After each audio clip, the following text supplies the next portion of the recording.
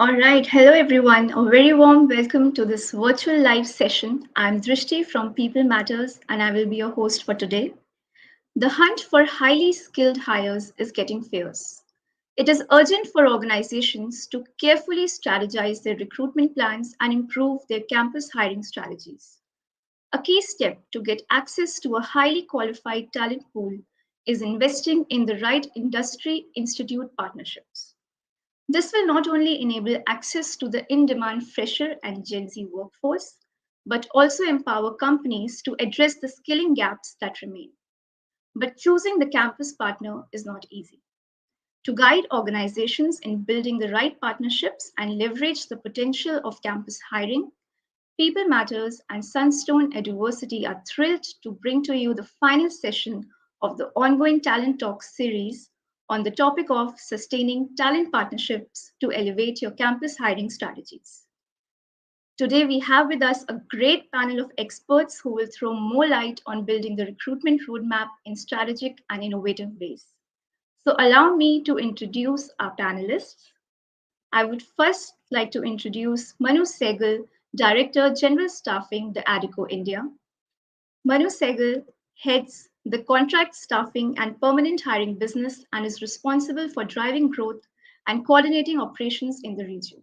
She is not only passionate about creating and maintaining client relationships, but also an expert at it. Her expertise also lie in developing and executing growth strategies and team management. Welcome, Manu. It's great to have you. Thank you. Thank you for having me here. Welcome, everyone. Good evening. All right. So next, I would like to invite Pratima Pinto Thomas, Head HR, Fino Payments Bank. Pratima is an experienced senior human resources professional with a demonstrated history of working in the accounting industry, retail industry, defense sector. She has deep expertise in talent management, employee engagement, and employer branding. Welcome, Pratima. It's so great to have you here. Thank you so much. Looking forward to this wonderful discussion. And joining us today is also Tejaswini Adhikari, Chief Insights Officer, Future Group. Tejaswini has more than 15 years of experience. She has engaged and developed ideas and innovations on different spectrum for people, culture, history, and heritage. Currently, she is leading social and consumer insights at Future Group. Welcome, Tejaswini. Can we have Tejaswini? I think she's All facing right. some joining in. Yeah. I think there might be some tech issues. So while we wait for Tejaswini, please join me in welcoming our next panelist, Abhishek Banerjee. Abhishek Banerjee is Vice President, Student Outcomes, Training and Placements, Sunstone Eduversity. Abhishek is an experienced management consultant with over a decade and a half of experience in corporate finance, strategy consulting, and project management. Currently heading training and placements at Sunstone Eduversity, he has worked with organizations such as the World Food Program, Grant Thornton, and Bank of America. Welcome, Abhishek. Great to have you. Thanks, Tejaswini, Manu, Pratima, and Drishti for having me here. Really happy to be here today. Thank you. Thank you, everyone, for taking out time for this important discussion because, as we discussed, campus hiring is something that can be turned into an opportunity, especially in the ongoing war for talent that everyone's talking about. So I think without any delay, we should quickly start with the discussion. But before we begin the discussion, I would also like to remind our audience that they can share their questions with us during the discussion, and we will try to take as many questions as possible. You can share your questions on the chat. All right. All right, I can see Tejaswini. Welcome, Tejaswini. Hello. All right, so we were just starting with the very first question. And the first question, is for all of you because I want to start this discussion by really talking about the missing links, the gaps, and challenges. So, my very first question is what is the biggest challenge you face while finding those candidates with the special skill sets that you and your business require? If you all can share the unique challenges that you are facing. And Tejaswini, can we start with you? Sure. So, first of all, thank you for this opportunity and this platform, and good afternoon, everybody. I think it's a very, very pertinent and interesting space that we are in, and the kind of areas of inquiry that we are entering into this afternoon. The biggest challenge today is the first question that Drishti you have put across to all of us, is to say what is that kind of a perceived talent or a skill base that one looks for when a candidate appears in front of you, and what is that probably is missing or not there. So I would first like to begin the optimist that I am, that there is abundance of talent in this country and around, and there is no end to the availability of diverse kind of talent and skill sets that exist. The question to us is whether the exaction of that skill or the translation of that skill to the job that I have happens or not. And that is a big gap that I definitely see. The biggest challenge is the absence of the skill that I'm looking for, to begin with. You may have a very, very presentable, beautiful, decorated kind of a resume, but when I start talking to you and when I start digging into what I'm looking for, the real self of yours that comes out to me tells me that there's something that is missing. And one of the biggest skills that I notice today is missing is that of the skill of communication, the skill of self confidence, the the skill of relating yourself to the job. And this I'm talking about the freshers who enter into the job market, where I assume that it's their first job and therefore they are not going to know what I know today, because what I have behind me and what they have behind them is very different. They have just the education and they have come to the market, whereas I have several years of experience now, to stand upright in the market.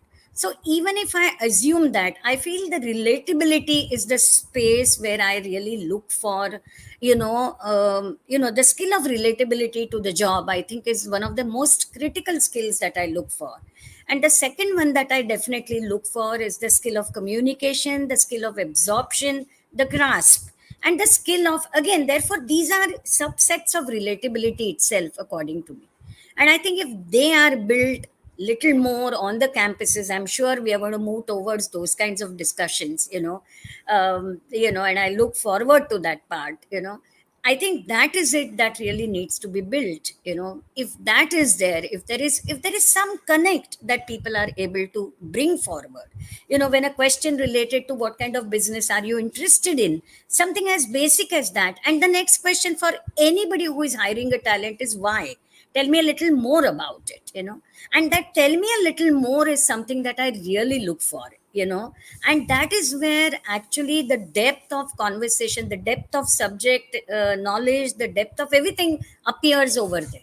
Okay. So I think that is what matters to me, and therefore that is the challenge that I see around. And when I say me, I mean organizations. So it's not just me who's looking for. I can see nods of others, which means that we are one on that for sure. Yeah. Thank you, Tejaswini, for sharing that. Pratima, would you like to add anything? Because I could see you listening it so attentively and you want to add something. Yes, definitely. I would really love, agree with what Tejaswini has just said. Uh, and one more practical thing that I will add on to it, a challenge as of today, and it is very relevant today, is the challenge of matching the skill set to the expectations of the cost of hire, the expectation of and since this particular panel and this discussion is about freshers, uh, while we speak about budget, while we speak about costs and its relevance today, one more aspect is the expectation of the students that everybody wants to come and do something very different, even as a fresher. So the acceptance to to accept a sort of a learning curve to start off somewhere vis-a-vis what they want to come and just start something disruptive, right there. Finding that balance in the individual is a challenge as of today. especially if you you try to get hold of the best of the lot of the students in campuses. And definitely what we hear, or what we this thing from them, is about a desire to do something different, while the industry, okay, wants to get them on board to probably initially, at least, start grooming them, because the industry already has a certain ask and a certain level and a certain skill set. Now, young students, what we have observed over the years, and as of today especially, uh, directly want to jump into the disruptive aspect that they want to bring in, without actually understanding the organization's ask, or the without actually understanding the organization's vision, mission, etc. So somewhere that challenge of bridging that gap, somewhere that challenge of bridging that need for the organization, okay, while we maintain that balance, because yes, I agree to the fact that that spark in that student, or that spark in that fresher, or for that matter a lateral hire to do something different, is a need for us also. Yeah, I However, agree. the maturity to balance that out, that kind of a skill set, or that kind of a balance in the attitude, is a challenging ask as of today. True, true. Yeah. Thank you. Thank you for sharing that. I can hear both of you. There's potential, there's passion, and there's so much that the talent wants to do. But there's that need to really integrate it to the business expectations and bridge that mismatch that exists. Manu, what would you like to say about these challenges or add to this? You're on mute. Yeah, sorry about that. So yeah, completely agree with Tejaswini and Pratima. I think there's demand, there is talent. There's abundance of demand in India. There's abundance of demand in talent. But is that the right match? That's the question mark, and that's where we have to bridge. And what is also interesting in specifically so in the last 2 years. If I take a step back and look at the student community in particular, they have witnessed a paradigm shift with the way of teaching, the online mode of teaching, etc., with almost no preparation that led to such huge maybe learning loss for some time, and we are trying to recoup on that, and which in Indian context is estimated to be twice as much as that in the developed nation. So globally, if you look at students are anxious and uncertain about what the future holds for them, because they know that they have come with this, with this shift, with the mode of teaching being different, slightly different, etc. And they're trying to cover it up in terms of the credibility which is there on the table. At the same time, when we talk about organizations, they like to hire, they want to hire new workers. They should be looking for people who can um, quickly adapt and change to the evolving situations. Organizations should consider hiring workers from diverse backgrounds, as we all know, but workers with backgrounds in different industry may not seem like a natural fit for some of the positions. So again, it comes back to there is a lot of demand with the organization. There's a lot of talent there, but what is the right fit there is what we need to bring in. And I think what is more crucial than the degrees that we, or the curriculum that we go through, are the soft skills, the communication skill. Completely agree with Tejaswini on this, that the communication skill has the larger, much larger focus in the hiring process today, and with a lot of some new skills that one is looking at, another being the digital literacy that we all want to now have. The last 2 years have shown us how to be much more digitally enabled, and we want the talent to have these skills equipped when they're joining the workforce. Thank you. when you are speaking about the communication aspect and how they are not ready for the job market, really, although they have the passion and the talent. Reminds me of a recent meme also that I saw on how there's a very different language that Gen Zs and are using Yeah, to sign off emails or just to talk in meetings and otherwise. So yeah, absolutely, how absolutely. do you integrate that and give them that direction? I'm Abhishek, learning from my daughter on this. all right. Abhishek, what are your thoughts on this? Because you work with so many companies, and so what are some challenges that you've observed? Right. And again, I echo a lot of what Manu, Pratima, and Tejaswini have spoken about. Uh, I feel that for specifically for Gen Z, they are entering a job market which has really evolved in the last decade or so. It's much more dynamic. It's a much more volatile environment with lots of upside as well as downside. And there are a lot of demands. So it's the cognitive revolution, as Deloitte calls it, where there's a much more cognitive component of the skills required in order to be successful. Problem solving, as per the latest LinkedIn report, has jumped to the top of the charts in terms of the skills being demanded from, let's say, even 5 years ago. So faced with this environment, I think. Um, One very important attribute for job aspirants to have is the ability to learn and deliver on the workplace, right? And I think there lies a fundamental question of mindset and behavior while coming to the workplace. So is the mindset of the student in the right place? Is the mindset of the fresher in the right place, right? I think from a mindset point of view, some simple, or core, values like determination, resilience, ability to learn, unlearn, and relearn. Uh, these are some of the values which stand in good stead in the current environment.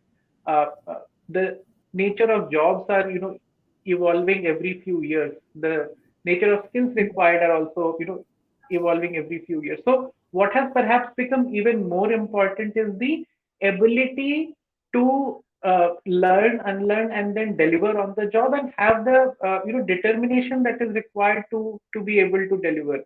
Tejaswini spoke of it, Pratima spoke of it. Is that uh, does this job aspirant display the ability to dig in, learn, and then deliver? What is required. So I think. For far too long, education system has rightfully focused on, let's say, subject matter knowledge or skills, but now it's also time to focus on things like behaviors and driving the right mindset, and also measuring how much the student is learning or developing along these lines. Because if the mindset is in right place, then nothing can stop really the student from succeeding, even in a dynamic environment. So yeah, that's what I feel. Thank you. That skills gap, right, you're talking about. And I think, Manu, you also spoke about this, that the skills that industries are expecting and the people in the organizations are expecting versus the skills that people are coming with or freshers are coming in with. So if you can double click on some of these skills that you've identified. Yeah, I think the overarching generic disconnect is the fact that with an increasing number of skilled job opportunities scaling, the skill training for um, custom profiles, it remains a challenge. So let's start with the supply chain here. While there's a lot of focus in tier one institutes on experiential learning, mentoring, internship, etc., the tier two, tier three institutes still, retain some theory-based learning. And hence, the students which are passing out of these institutes, they, I would say, struggle to become a little job ready. They take a little longer to be job ready. Now, skills like communication, the presentation, attention to details, research, analytic skills, the writing skills are amongst the top skills required by the employers. Of course, like I said, that the digital skills are also now an added requisite. So here the situation worsens in the government-aided institutes or in the far reaches of our country. So in the most developed countries, the industry apprenticeship systems contribute significantly to the enhancement of required job skills and thereby leading to higher productivity and the economic growth. Now, in India, if I look at that model is only 1.1% of the formal work, labor force. Vis-a-vis, in some of the countries, it is 4%. So, which is kind of a fractured system that we are looking at here. Now, one practical solution to bridge the gap of a talent is to groom the talent according to the specific roles at hand. So then, if we get a little more sector specific, where skilled jobs are concerned, the largest demand is currently, if we pull out a report, we know that the largest demands are in IT, in engineering, in sales and marketing. However, the state of employability, particularly where the emerging technologies or the digital literacy, the deep tech is concerned, it remains a bit of a question. So, our techies, as we like to call them very fondly, are far behind their global counterparts when it comes to honing some of these relevant digital skills in the global job market, such as the artificial intelligence, the machine learning, the data science, the wireless technologies. So, in my view, we need to pick up these sectors, the sectors which are the growing sectors, which are the skills in these sectors. And I just gave one of the examples of the IT sector or the engineering sector. Likewise, if we are able to pick up some of these sectors and then see which are the skills and bring those skills, rather than starting from day zero in the corporate life, bring them maybe a minus 90 or a minus 120 day right into the campus life itself, so that they have certain exposure to those skills which are relevant in the job market today. I think that would help a bit in bridging the gap. Thank you, Mani, for sharing that. And Pratima, this brings me to what you were talking about, right? That there is so much passion, and the talent wants to disrupt, they want to innovate, and they want to create an impact. But there's a sense of direction that maybe they need, and these skill set that Manu is talking about. How can organizations help talent bridge these gaps and give them a direction? I'm going to take cues from, what Manu has shared as well as what Abhishek has shared prior to this, in terms of identification of the right desired campus mindset. Typically, as an organization, what I have practiced is, we whichever organizations I've been in, when it comes to identifying the campuses, okay, that's the first step that we try to do, or as an organization, we need to do to reach out to the talent in the first place, right? So we identify the campuses. What are the kind of campuses that we try to reach out to, or which are the campuses? Believe me, what we've tried to do out here at Fino, at least, is identify from our alumni, from the organization alumni, or from the erstwhile partnerships that we've had, which are the or the new candidates that we meet, even in the lateral hire for the new skill sets, etc. We try to decipher or map which are the institutes these alumni have come from, or when I say alumni, alumni of the organization, but which are the institutes that they have been trained in, which are the when I meet a candidate, if I've appreciated, if I liked a senior candidate, I try to see which is the institute that he has come from, especially for specific niche skill sets.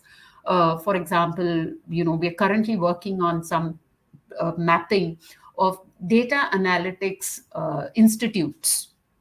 Typically, that's one of the I'll tell you, a very relevant need of many organizations. So we are doing an extensive mapping of campuses that focus on data analytics. We have seen and we have mapped where are the best candidates that we have recently met which institutes they were from, and then trying to see and study what are the courses that these institutes are organizing, what exactly are they doing to hone the skills of the freshers, and trying to map that. It's like a good amount of researching and exercise that we are putting, and amount of efforts that we are putting into that. Once we do that, I believe the organization will be at a stage to then reach out to the organizations, not at the end of the year for the placements, but at the start of the year, at the start of the year, to try and closen up the relationship, or to get, so that you understand the students right from the start, right, and try and see what more can you start inputting into the campus's usual scheme of things, through its extracurriculars or through the additional vocational subjects that it could offer to the students. What exactly we could give as inputs to the campus, to trickle it down, to percolate it down to the students. Once that is done, the organization, and there are some organizations who are already doing that. We do see that in some of the markets. You start building a relationship with the students right from the start, catch them young, watch them grow, kind of a relationship. And at the end of the year, you actually have a student who has probably understood you, understood your culture, understood your need. You have understood the students' needs, etc. And thereafter, you are in a better position to onboard them in a successful relationship, which can probably last, like, at least 2 or 3 years, probably, in this environment.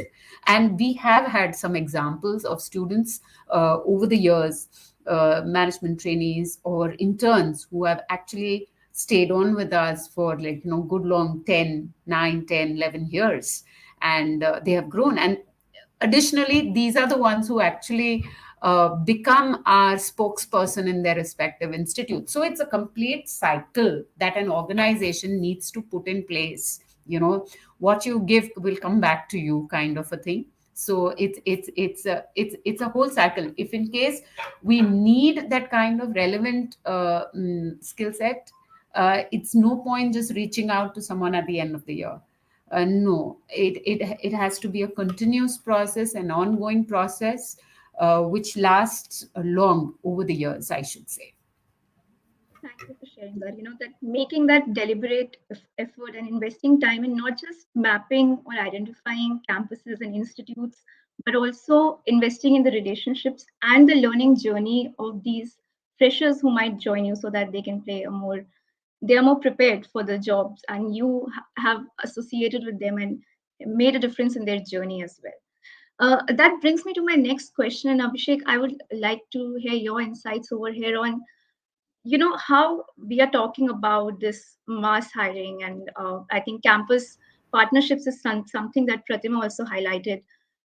So you have, I think, worked with several companies in building those relationships and helping them uh, make most of those campus partnerships. So what role can campus partners play, and how can organizations make most of that? Uh, yeah, right. Thanks, Drishti.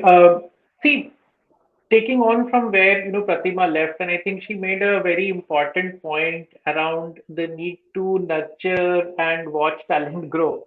And I'll probably just pick and build on top of that. I think the most important, of course, campus partners do fulfill the primary responsibility, which is nurturing the right talent, right? So, filling the specific gaps in terms of skills, identifying the gaps, filling those gaps, uh, and preparing students not just from a subject matter and a skills perspective, but also driving the right mindset. But that's like the primary role. Uh, there's another emerging sort of role for campus partners these days, is to also become aggregators of talent. So they also play an important role in, let's say, the supply side of talent, right? So identifying, reaching out, establishing the right kind of regional outreach to ensure that the right talent, A to speak, is flowing into the educational system, right? And then building off of that, I think then the most important role from the context of campus hiring that campus partners can play in the current context is providing really a platform to enable deep industry academia and industry student interaction, right? Campus partners are that platform. They can enable and provide that platform. Uh, and and again, taking off from where Pratima said, that we cannot be just evaluating, looking at talent from at the time of placements in the second year. No, it has to be front run significantly back into the duration of the program itself, right? So I think identifying the needs for the right kind of platform and providing that platform to the industry becomes the most important role.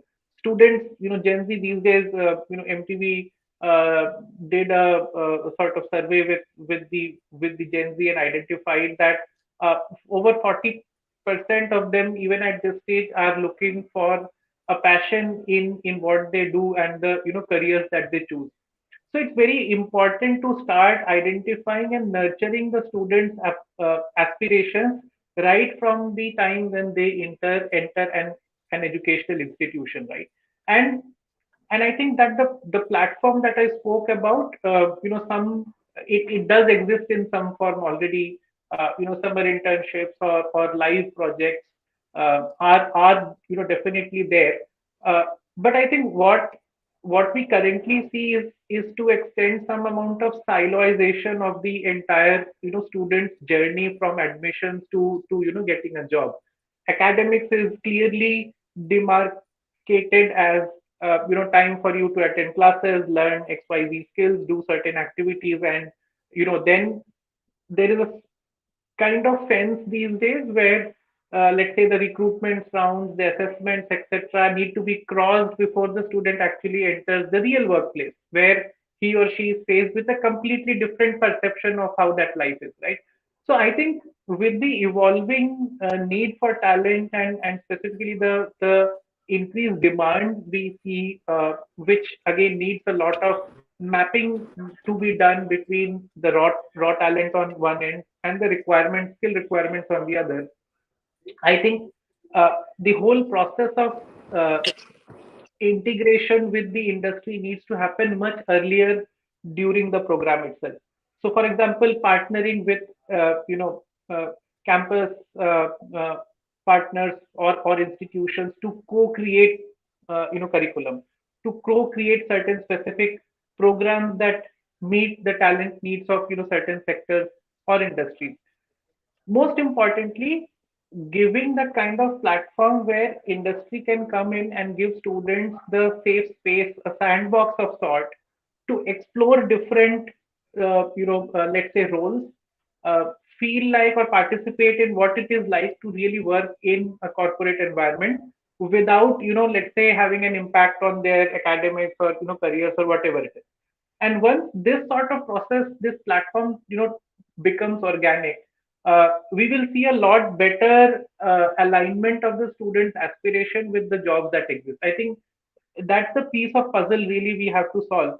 And I think that's the most important role campus partners can play these days, is really offering that platform, that sandbox for the industry to play in and for the students to participate in, so that the interaction, the engagement with the industry happens, let's say, in the second semester itself. Why does it have to wait till fourth semester?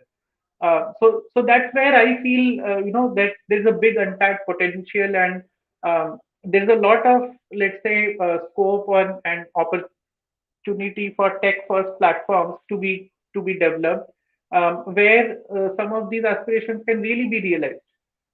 So yeah, that's what I feel.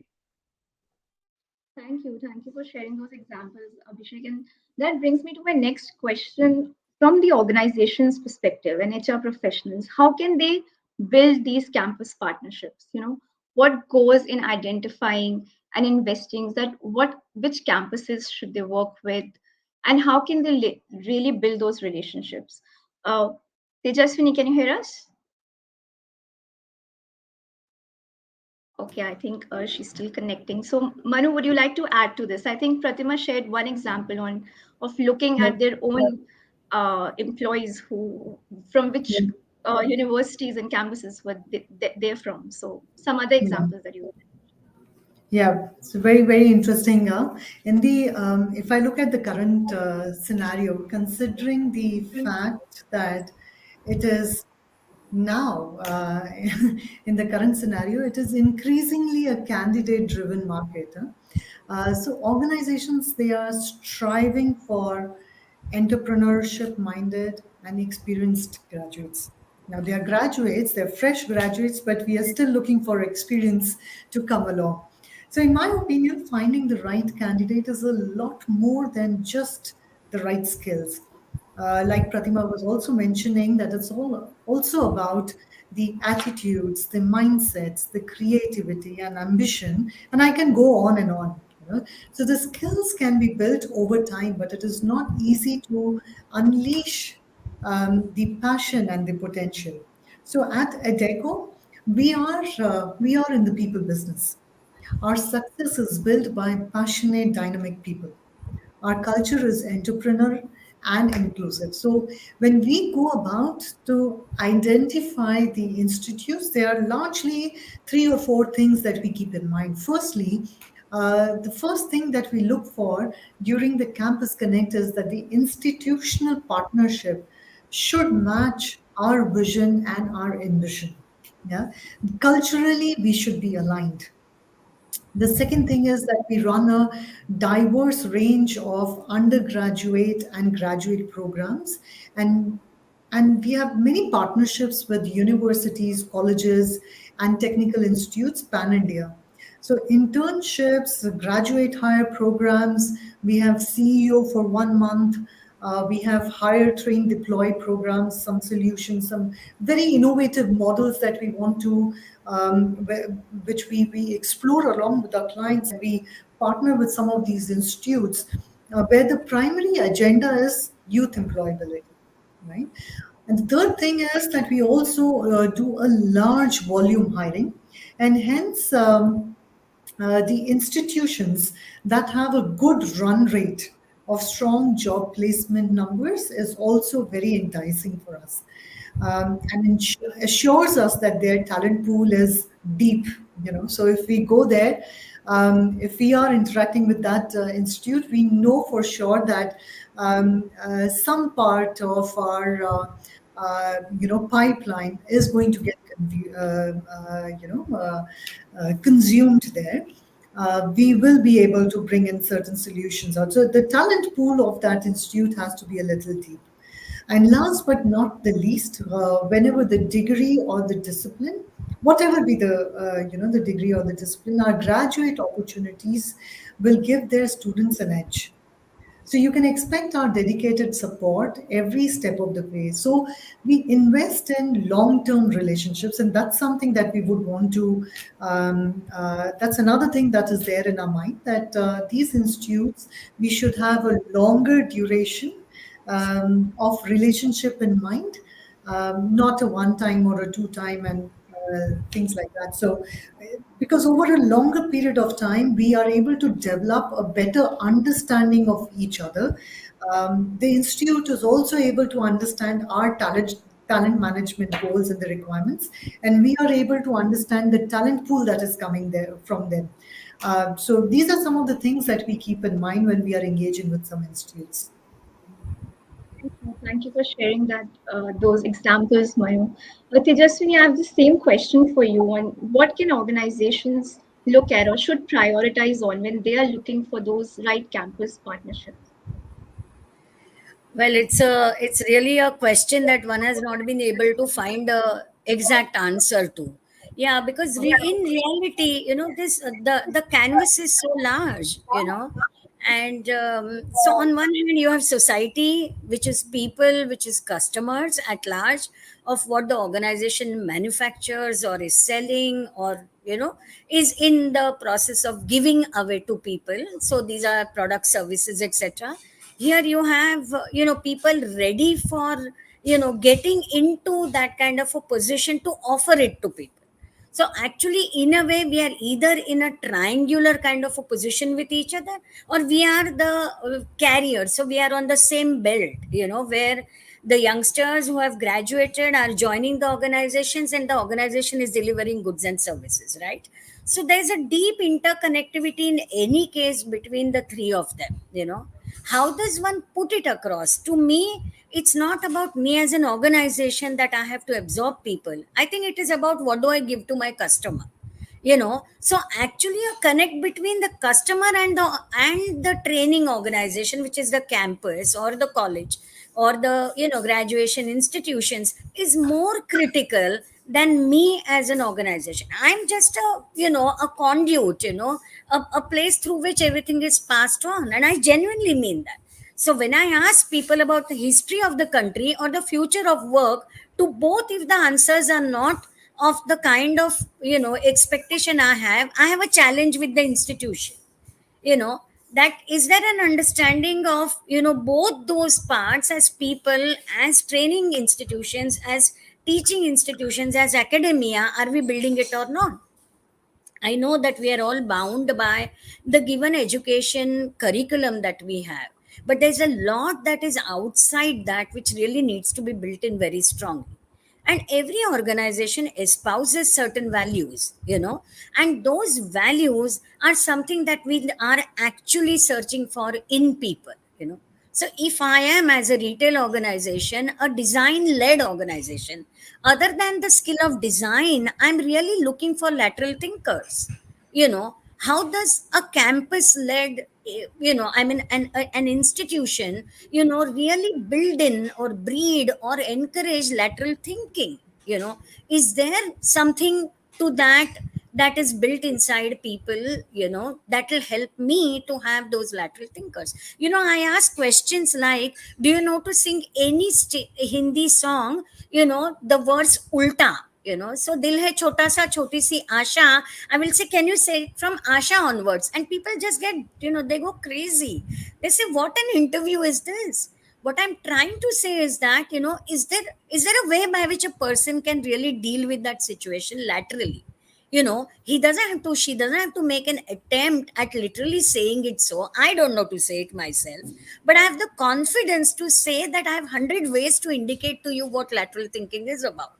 And can you have one? You are young, you are a fresher, you're new to the world of work. In fact, in this country, the first generation formal employment entrants are these generations. Most of my grandparent was, I mean, everybody's grandparents were probably farmers in this country, because we were an agrarian country, right? Then we came into becoming formally educated and started working, some of us. It's actually the country of entrepreneurs, like Manu was saying, and then it started to getting into formal work, right? So are we able to see these connections? Are we able to see the organizational values, which are actually the reflection of what the society requires? Why do we bring in design is not only because of our belief in design, but also because alternatives is what society is looking for in retail. You will get fed up if I gave you only same katori every day to keep your fruits. Just go back home and ask, look around and find out the ways in which you store things. How you are looking for square boxes now to store inside your refrigerators. How, KonMari has been, the Marie Kondo has been your ideal for decluttering. So my values also as an organization absorbs this and brings in more. That's what I look for in the campuses. That's what I think should happen, which keeps all of us agile, which keeps us in alignment with society at large. What else is, I mean, you change your TV and make it smart TV to enjoy Netflix on it, right? That's the value that has to be actually taught, that alignment to the changing and shifting needs of society is the primary value. That doesn't mean you give up honesty. I'm not asking about core values, I'm talking about belief systems with which things are done differently, and those are structures that are required by the education. Why is there a gap? There isn't a gap which is required at all. That's the same thing that an educational institution needs to do, the same thing that an organization or corporate has to do, and that's the same thing customers are looking for. you know So how do we build it together? I think that is what is more important. I don't know whether it No, no, takes it you there, but completely makes sense. And I think both of you are saying the same thing, right? That it's the values, the attitude. And Pratima and Abhishek also echoed the similar thoughts that the approach that the freshers are coming with, the mindset, the values that they have. And even when we are looking for campus partners, that's what we need to see. That how can we make those partnerships more meaningful so that it works both ways, right? And it's more meaningful for both. But as you highlighted, it's a complex process and we're still finding the answers. And given the current scenario where talent is distributed across regions and dispersed, and is because we have the talent everywhere, right? And we are most of the organizations are exploring hybrid and remote models as well. But how do you actually practice it in real, in the sense that how do you ensure that you are able to build those relationships and find those campuses and universities and campus partners that echo the same value that you are looking for. So that brings me to my next question, and I think I would also connect this to a question from audience that what are some ways in which organization can get the fresh talent? So if I can invite Pratima first, if you can answer this one, because you talked about some ways and you shared some ways in how your company is doing it. But how are you doing it for different regions? How are you managing that complexity? Yeah. So, first of all, what we try to do is while we do a sense of some homework and some research on identifying the institutions, we try to see where we can find certain institutions which have a variety of or multi geographic presence. That helps us save our time and reach out to probably 3 to 4 corners of the country, through one source. And also we understand then that the values of that institution are common, so we have to do a little what you say, less this thing in terms of explaining to each and every institution, and that's how we reach out to multiple institutions and multiple geographies. So that is one of the ways. If typically if I'm reaching out to an institution X and I ask him, okay, where exactly are there various locations, and that helps us to reach out to the various geographies. Apart from that, like I just told you, very specific niche skill sets, if we have identified certain institutions, we actually reach out to them directly to organize, and we do participate in those organizations pre I won't say pre placement, but the throughout the year, a faculty kind of a relationship where our leaders or our management tend to go and interact with students, interact with the professors, have sessions, etc. That helps us to get the vibes of that new place, especially if it's a new institute that we are reaching out to. uh, all the more for certain areas and for certain roles where we require presence of the staff and in the office area, or we require people from nearby locations. So we also have a set of organizations uh, that we have tried to tap over the years in and around the office vicinity. That's very important as of today, especially in large metros, because students who are from nearby institutions, nearby areas, etc., find it easy to commute, etc., and reach out to their workplaces. That's a very, very important, criteria when it comes to freshers. When it comes to from their travel or reaching out perspective, so we have reached out to another set of institutions which are in and around our office space, which understands our office locality, office space, and it helps us reach out to these institutions move faster. The kind of demographic of our current what you say, people matches with the kind of students in those institutions, because the students are also from the nearby location. That helps us.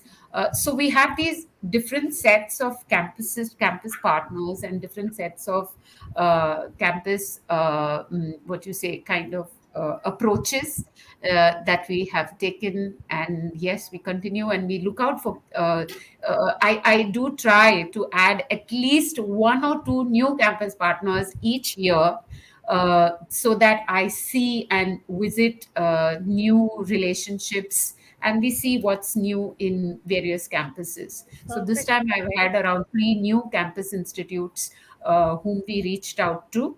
Looking at the kind of skill set, looking at the name, the brand probably, and we try to see what are the kind of students, and maybe for the next year, maybe one or might get dropped out from that because of certain experiences, and then we add on some more new institutes. So this is the kind of work that we do around in the campus recruitment space. Yeah, Thank you, yeah, Pratima, for yeah, sharing yeah, what's working for you. Abhishek, if you can add to this on how this entire process can be complex for organizations to manage, how can they make it more efficient and more effective so that it gives them the best outcomes and results? Thanks. I'll just take off from where Pratima left off again. I think she made a very relevant observations that campus partners need to have that kind of geographical spread and presence to be able to source talent from across the country. I think there are two other aspects that I want to touch upon. One is the ability of the campus partner to really deliver at scale. And when I say deliver at scale, it means the operational ability and the wherewithal to actually manage that talent pool and deliver it at one click, so to speak, to the corporate partner, right? So the ability to take in requirements, quickly match talent to it, operationally run a very seamless process. I think that is a very strong ability, and one that is sometimes not, is really on the top, priority. But uh, definitely that really helps run a seamless, process, and really cuts through the entire clutter of the recruitment. And it can really deliver very quick and impactful results from a purely an operational point of view. Second, I would say the ability of a partner institution to integrate some of latest learning, let's say, methodologies, pedagogies, and the ability to track the students' outcomes on it, right? So, for example, at Sunstone University, we have developed a system, a learning mechanism where we are able to track the students' learning outcomes at a concept, a topic, and a subject level. That makes it really powerful, because then we are able to ensure that the latest industry aligned skills and subjects are being taught, and then the students' outcomes are being measured on it. So I say these are the two aspects to be looked at while really evaluating potential campus partner. Is A, are they able to operationally deliver at scale, and B, how strong are the learning and outcome, let's say, mechanism that they are able to implement in their program. Thank you. Thank you for yeah. sharing that. I think, yes, Can Pratima. I can I add? Can I add some? Yeah. So I feel actually there is it's not very difficult. Industry is really not looking for something very complex. They're looking for good, happy, capable, and potential talent to enter in so that they can hone them as per their requirements. And what is required therefore is a larger exposure. Actually, today's talent is much more exposed than you and I on the other side of the table because of technology, because of the internet usage. So there is one India which is known to us, which is the depth of it. There's one India which is known to them through the world of internet, right? And at the same time, there is some reality which is in between these, which is the reality of industry.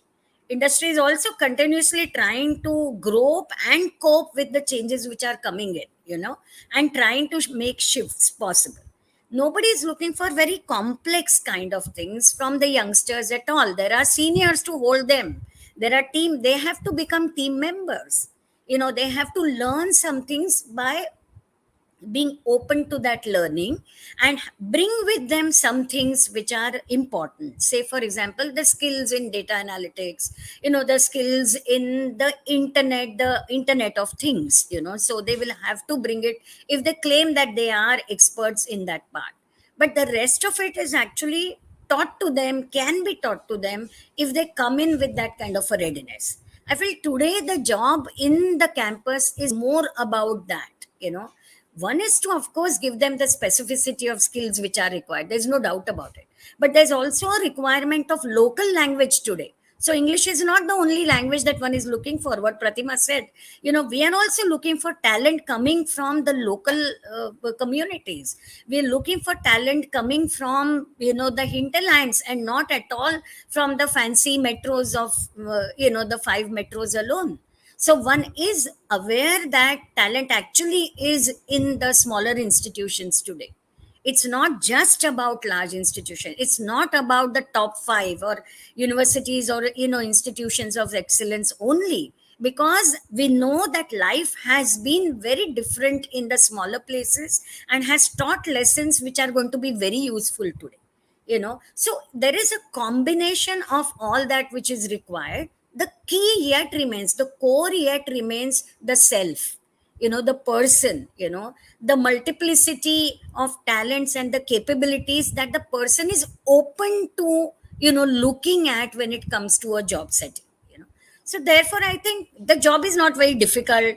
There is no greater kind of a complexity. Nobody is expecting them to be using the jargons, using the terminologies. None of us used any of those while for 1 hour. I'm listening so carefully and intently to everybody, because actually it is not so very difficult. It's all about people. It's about simplicity than the complexity.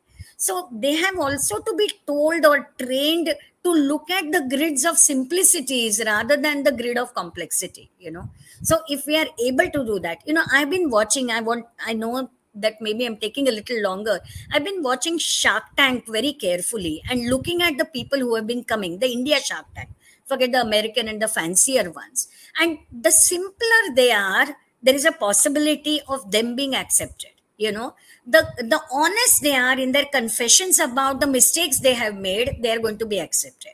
The curious they are about the future, they are going to be accepted. And I think these are the same things all of us are looking for. The core skill is definitely required, and that's a measurable skill. The immeasurable is becoming more critical today.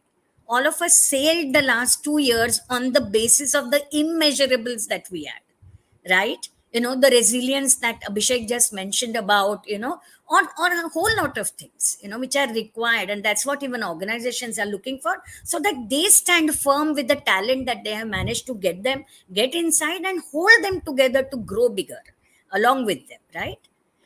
Yeah.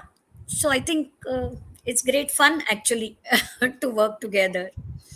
Thank you. Thank you for sharing that. Manu, you want to add something before we wrap Yeah. up?